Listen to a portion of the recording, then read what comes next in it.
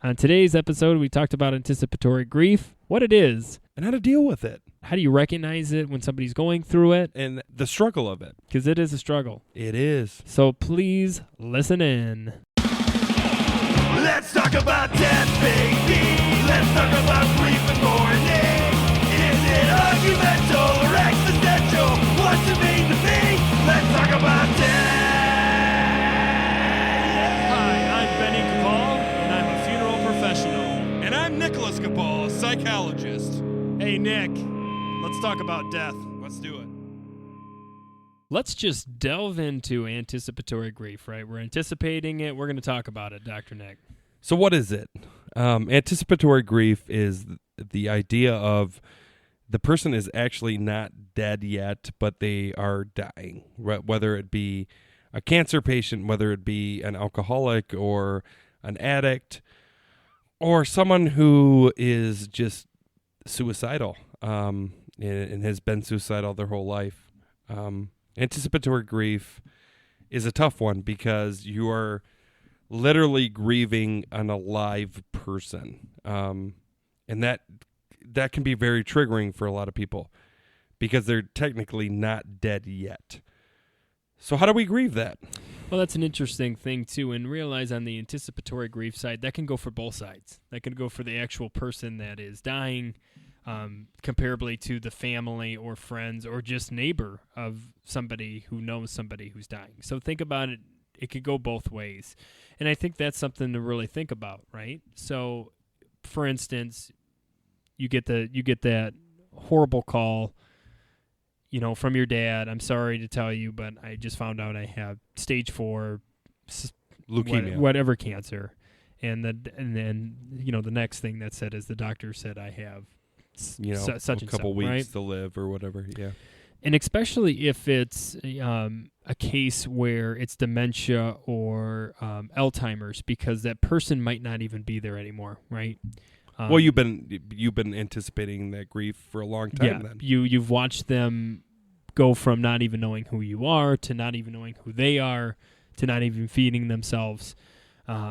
So basically, this mind frame of you already start this grieving. You start the grieving process before the actual death has occurred. That's the clinical terminology of this. And it's a very, very challenging. It's very, very tough. I've had I can speak for my profession. I'll have it a lot. Well, they'll come in and they'll say, and sometimes they're relieved. It's a relief of this anticipatory grief. I knew Grandpa hasn't been Grandpa for the last 2 years, so it was when I heard the news, it was a relief to me because, in my opinion, he should have been gone 2 years ago. Especially if there's religion involved, he's in heaven or he's with grandma or he's not suffering anymore. But there's that other side too, where this anticipatory grief is very, very challenging because just like you go through the grief stages after death, you can go through these stages prior to the death occurring. So you might be going through the denial, the anger, the bargaining, depression, and then acceptance, and then start all over again, especially if it's a long, drawn-out anticipatory grief. Well, not to mention, even if you have this idea of heaven and they're going to be going on to a better place, there's also guilt and shame wrapped into this. Should I be wanting them to move on? Why do to I that? feel like they should be? Is there something wrong? I with should me? I should be wanting them to live longer. I should be wanting them to, I hear this a lot too with people that are struggling with cancer and they decide not to take chemo, right? And then the family gets stuck with this idea like, why doesn't Grandpa do it? Why doesn't Grandpa prolong his life For us. for us? Right. Yeah. So it's a very selfish thing, right? But in fairness, we all want to keep our loved ones I was alive. going to the normalize, right? Let's normalize this feeling though too, because you love that person, you don't want to see them gone. Right. But this brings up this anticipatory grief, which is even more challenging because you're wrapping grief and shame and guilt in the same package. Right. right? Because you want them to not suffer anymore, but yet you don't want them to die. So, and if I want them to die, then again, it goes back to this idea that if I want them to die, then it's going to happen. Mm-hmm. I see. Again, it's this narcissistic belief that we have control over death, and we don't. Sounds like we bring this up a lot, Dr. Nick, about this control on death. It could be a thing. That we need to start talking about death. One of the things I could say about anticipatory grief, which is kind of what we've been beating since the beginning, is just to talk about it on both ends. Be able to discuss to the person, how are you dealing with this? Grandpa, they gave you 4 months. How are you dealing with this right now? And then maybe Grandpa saying, well, how are you dealing with this? Well, I think of NA or Al-Anon is the big one I think of right now, because that is a great group for people that have anticipatory grief, especially with alcoholics or addicts. Because the reality is that if they continue to do what they're doing, it is eventually going to kill them. It's just a matter of time. It's a matter of time, especially with heroin and all these really hard drugs, if we're going to call them that. It is a matter of time. They're either going to get a bad dose, or they're going to do too much, or whatever the case may be. Our bodies can only take so much trauma. Right. Physically and emotionally, we can only take so much trauma. Eventually, the heart's going to go, right? So we know this, and I think as human beings, especially when we get older, we start recognizing that these people are going to die. How are we supposed to feel? And let me go with this. Everybody feels so differently that no matter what you feel is okay. What's not okay is if you're hiding from that feeling. If you're not accepting that feeling, if you're trying to bury that feeling, that's not okay. The feeling itself, that's subjective. That is your feeling, and that you need to talk about that. You need to address it. You need to hit it head on, right? That's the old saying. So how do you do that? Again, we talk about it. Bring it up to your friends. Bring it up to your family. Bring it up to the person that's dying, how you're feeling. If you're dealing with a drug addict, tell them how you feel about it. I mean, if you watch any intervention show, right? That's the one thing that they all get together and they talk about how they feel, right? Step one, because that's the most important thing, is to get your feelings out. Talk about it. Talk about it with the person. Talk about it with other people. Go seek out therapy if you need it. Because the reality is that you not talking about it or you not accepting it is going to cause a lot of not only emotional issues, but those emotional issues are going to add up to become physical issues. So take care of yourself. Right. No, and that's huge. Just talk about it. Just start going on about it, and honestly, realize you're not alone. There's a lot of other people that are going through anticipatory grief, or have already gone through anticipatory grief. And like we've said before, there are people you can talk to, psychologists or funeral professionals or anybody who deals with mental health. These are all things you can talk about, and just don't be alone with these feelings by yourself. People can help. And that's another thing. You're not alone. There's a lot of people that are struggling with anticipatory grief at this moment that we're talking about this. And I think something we've said, but I think is really important to reiterate is that talk to the person that you're anticipatory grieving about, and have them reciprocate, because in those conversations, you're going to be able to get through some of these questions that you wouldn't be able to answer if you didn't. Well, not to mention that person is probably wanting to talk about it too. It doesn't know that person that is grieving their own death, whether it is a drug addict or an alcoholic or someone with cancer or something. You even opening the door to conversation might completely change them. Yeah. Oh, absolutely. Because nobody is talking. It's the elephant in the room, right? We all know it exists. We all know this is an issue. This is a problem that we're all struggling with, but yet we're not talking about it. Why? Yet it goes to. I mean, yet again, we make it sound so easy, and we do understand it's tough. It's not as easy as we're making it, but it is the truth. Like, why aren't we discussing this? This is the real elephant in the room. The real. So just get out there and start talking about it. Well, death. Let's be real. Death is the elephant in the room, no matter what. And it's a big elephant. It whether we're talking about it, thinking about it, or knowing about it, it is the elephant in the room, because that is finality. That is fin.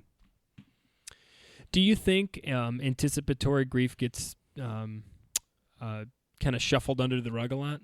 Oh, absolutely, right? We think about, and Benny and I's experience, we joke about, and it's a sad joke, about how insane it is in our mind to think that some jobs only allow people that lost their parent to have a day off for the funeral or 2 days off for visitation in the funeral. What are we giving people that are in anticipatory grief? Absolutely. Are we giving them anything? No. Well, that person's not dead. So why are you grieving? That's really tough. And if you think about it, like, hospice does the best that they can, but we've heard of, you hear of people that, they give 6 months and they live 3 years. Yeah. Or they give 2 months and they live 6 months. And let me do a quick shout out to any caretakers out there. Thank you. Yes, absolutely. Thank you. It is you're unsung heroes a lot of the time. And you do an incredible job with these families. I'm not trying to call you out by any means, form, or shape. I'm just bringing up that when it comes to anticipatory grief, just like everything else, nobody knows when you're going to die. No. Nobody. We don't know. We don't do medically or the best to our knowledge what's going to happen, but we don't know. We don't know.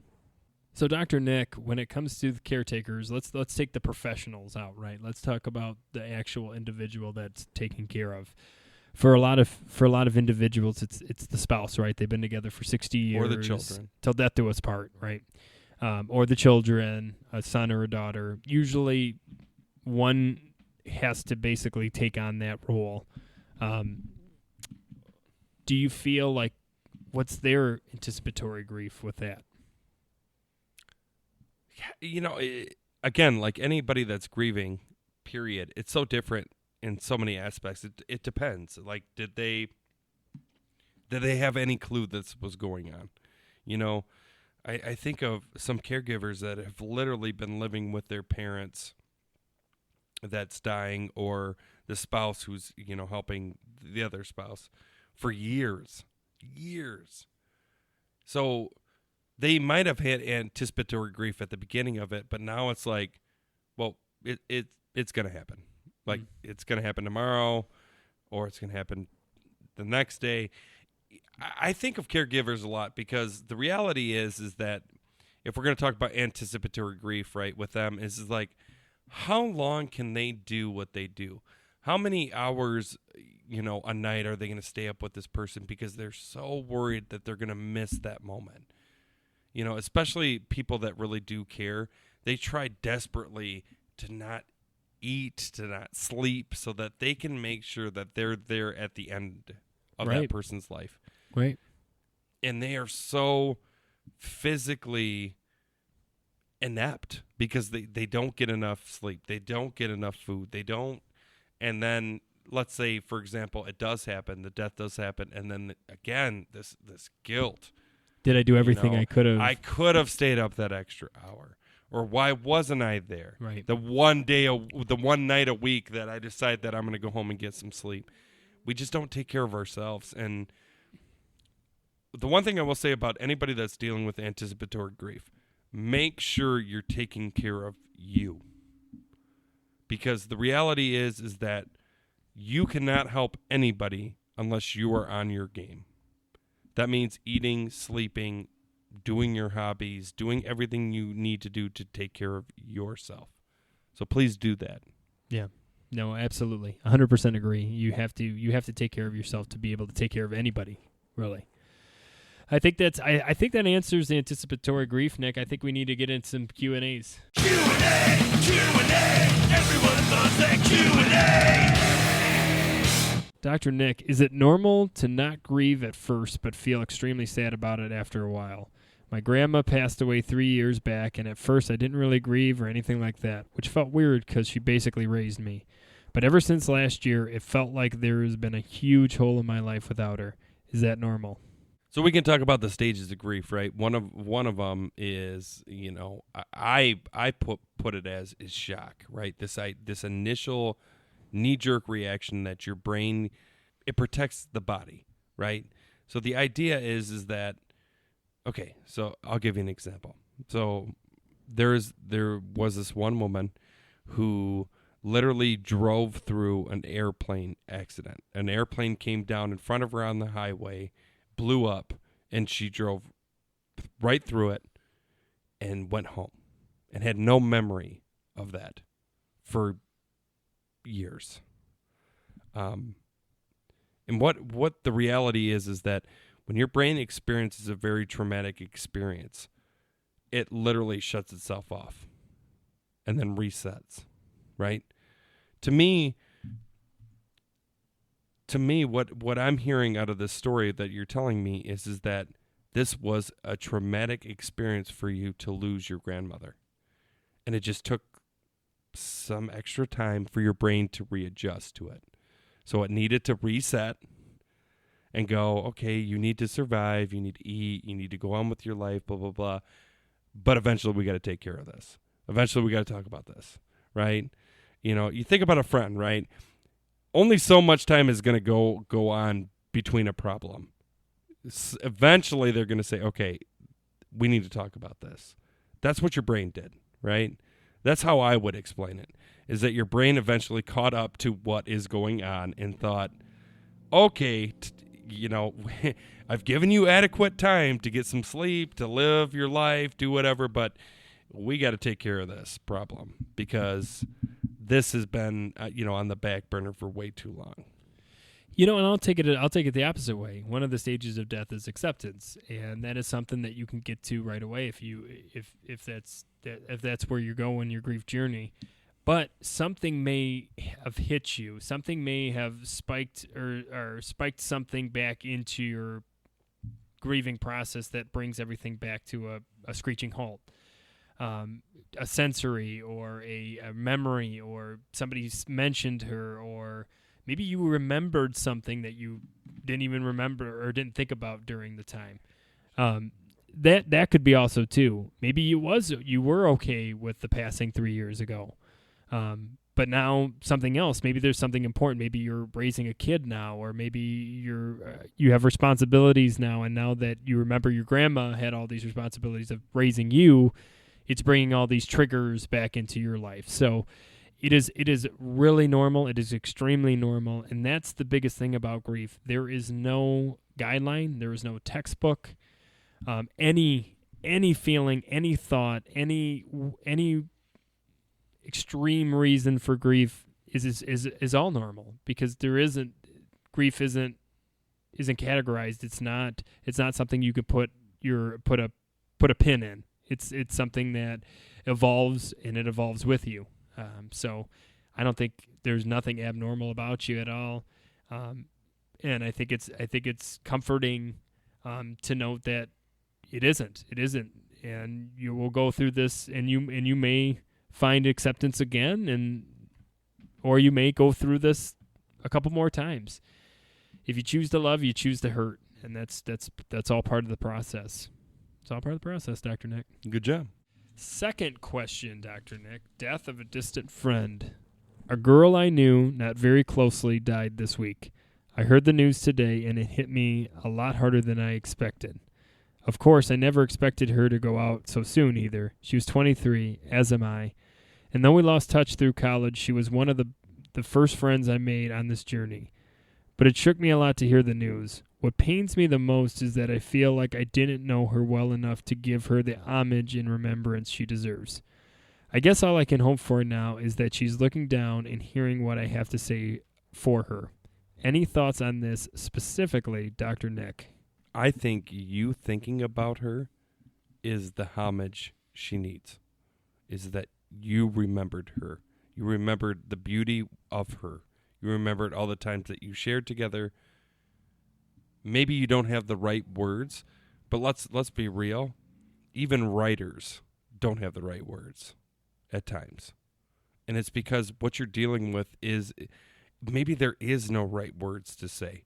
Maybe there is no right thing to do because this person meant that much to you. You know, I always think of death as not a quantifiable situation. It's a qualifiable, meaning quality. You can't quantify how you feel about death, but you can actually tell someone how you feel about it, right? That's a quality, right? You're telling your experience. That's the reality of what I'm hearing here is that you're trying to quantify something that you can't. You're trying to put words in your mouth. You're trying to say the right words, but maybe the right words don't exist. You know, I always think about that with languages. If we try to translate some languages in the English vocabulary, we don't have certain words for other people's languages. So we do our best to make sense of other people's languages. This is what it sounds like to me, is that you're trying to put words to something that you can't. It's just that deep or it's that beautiful that we can't actually vocalize it, but you can explain it. And that's the thing I think you need to be focusing on is your experience with this person. Yeah, I don't know how to add any more to that, Dr. Nick. I really think you just verbalizing this, you say you're not that close, but at the same time, this person meant a lot to you. And it's tough. And you're looking at somebody who shouldn't be dead. I mean, they're 23, just like you.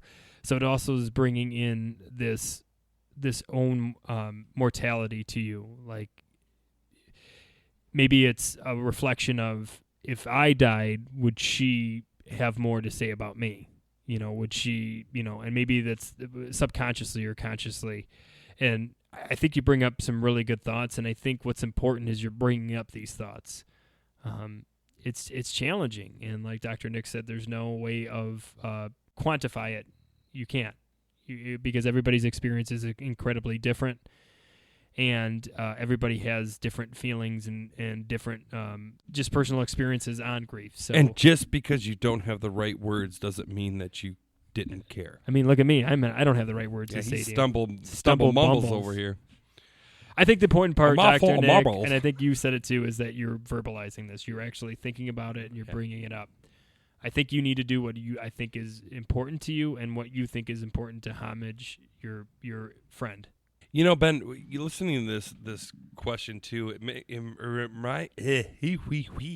reminds me of that idea when people say, I've always been super close to this person, and even though we haven't seen each other in a really long time, every time we get together, it's almost like we just pick back up, right? Right. So for me, what this conversation is talking about is this idea that there is a close bond here. So you haven't seen them in a couple months. Maybe you haven't seen them in a couple years. It doesn't disregard the relationship that you had with this person. Yeah, relationships are timeless, and especially if you had a pivotal moment in your life that you shared with this person, you can't disregard that, and time doesn't tear away at that. And I think that's another caveat to take into consideration is emotions and experiences are timeless, and you're being hard on yourself just because you haven't talked to her in a while. I really feel so. I also think the beauty thing is that talks to how close of a bond you two had, is that you're talking about, even though you haven't been together for a really long time, you heard about this death and it destroyed you, right? There's beauty there. There's beauty there, especially for people that worry about legacy. Like, who's going to remember me? Or this person that hasn't even seen you in years remembers you. Yeah. And meant a lot to her. That really puts things in perspective as how many people are out there that sure does, Benny boy, that have that same feeling every time somebody dies. Think about it. Well, I thank you for listening, and if you have any questions or just comments or thoughts about the podcast, we'd love to hear it at letstalkaboutdeathpod@gmail.com. Review us, share us, love us, send us out. talk about death. Just see the next person you see and bring up death and see what happens. Dr. Nick, I think we talked about anticipatory grief. I think we accomplished it. Nailed it. Because if you ain't talking about death, You ain't living.